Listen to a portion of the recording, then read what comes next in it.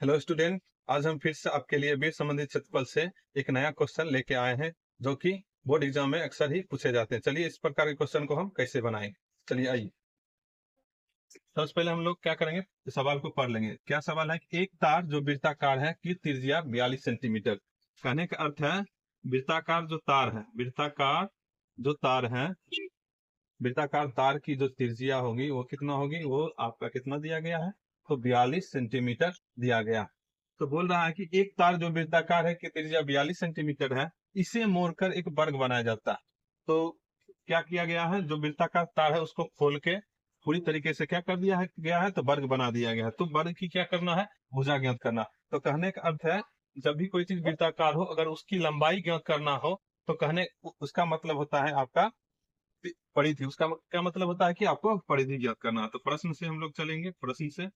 प्रश्न से क्या कह रहा है कि जो वृत्ताकार है उसी को मोड़ के वर्ग बनाया गया।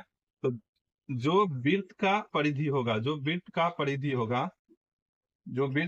होगा वही क्या होगा, वर्ग का परिमाप भी होगा। वही क्या होगा, वर्ग का परिमाप। क्योंकि जो वृत्ताकार तार है उसी को खोल के पूरी तरीके से क्या बनाया गया है, वर्ग बनाया गया है। तो दोनों का परिमाप क्या होगा, यहाँ पे सेम होगा।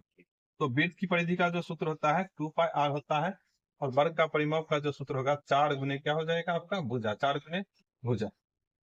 और लिखेंगे 2 इंटू, इसको लिखेंगे 22/7, पाई का वैल्यू 22/7, आर का वैल्यू जो है आपका कितना आ जाएगा, आर का वैल्यू जो है 42 है, तो यहाँ पर क्या लिख देंगे 42 लिख देंगे, बराबर हो जाएगा 4 गुने भुजा।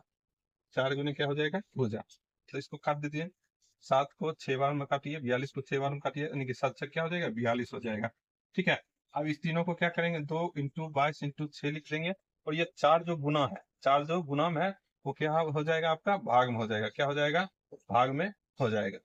काटिए इसको, 2 दूनी 4 और 2 तिहाई 6।